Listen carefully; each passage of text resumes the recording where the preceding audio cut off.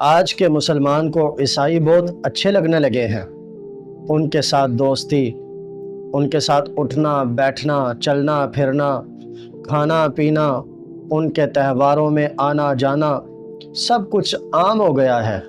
بھائی یہ سارا کچھ ضرور کریں، لیکن کرنے سے پہلے یہ ضرور دیکھ لیں کہ اس معاملے میں قرآن حدیث ہماری کیا رہنمائی فرماتا ہے۔ چنانچہ قرآن پاک 5واں پارہ سورۃ المائدہ آیت نمبر 51 میں اللہ تعالیٰ نے ایمان والوں سے خطاب فرمایا۔ بسم اللہ الرحمن الرحیم، یا ایہا الذین آمنوا لا تتخذوا الیہود والنصارى، فرمایا ایمان والو یہودیوں اور نصرانیوں کو اپنا دوست نہ بناؤ، جو ان کو اپنا دوست بنائے گا وہ انہی کے ساتھ ہوگا۔ یہ اللہ تعالیٰ کا فرمان ہے، آپ خود پڑھ سکتے ہیں۔ اور حضور نبی رحمت صلی اللہ تعالیٰ علیہ وآلہ وسلم کا فرمان بھی ابو داؤد شریف میں موجود ہے۔ نبی رحمت صلی اللہ تعالیٰ علیہ وآلہ وسلم نے ارشاد فرمایا، آدمی اپنے دوست کے دین پر ہوتا ہے، سو تم میں سے ہر ایک کو چاہیے کہ وہ دیکھے کہ اس کے دوست کا دین کیا ہے۔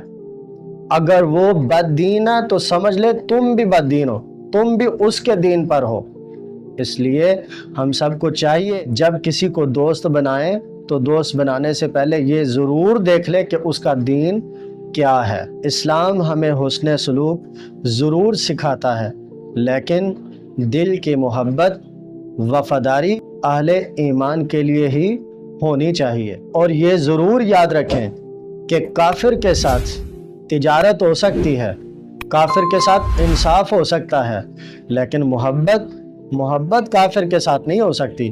محبت تو صرف اللہ اور اس کے پیارے محبوب صلی اللہ تعالیٰ علیہ وآلہ وسلم کے ساتھ اور مومنین کے ساتھ ہونی چاہیے۔ اگر آپ کو میرا یہ پیغام اچھا لگا ہے تو میں آپ کو مبارکباد پیش کرتا ہوں کہ آپ کے دل میں ابھی اسلام کی محبت موجود ہے، اور میں آپ کے لیے اور اپنے لیے دعا کرتا ہوں کہ اللہ تعالیٰ آپ کو اور مجھے ہمیشہ اسلام پر ثابت قدمی نصیب فرمائے۔ اگر آپ کو میرا یہ پیغام اچھا لگا ہے تو ہمارے چینل کو سبسکرائب کریں، ویڈیو کو لائک کریں، شیئر کریں، ان کو ضرور شیئر کریں جن کے دلوں میں آج کل عیسائیوں کی محبت گھر کرتی چلی جا رہی ہے۔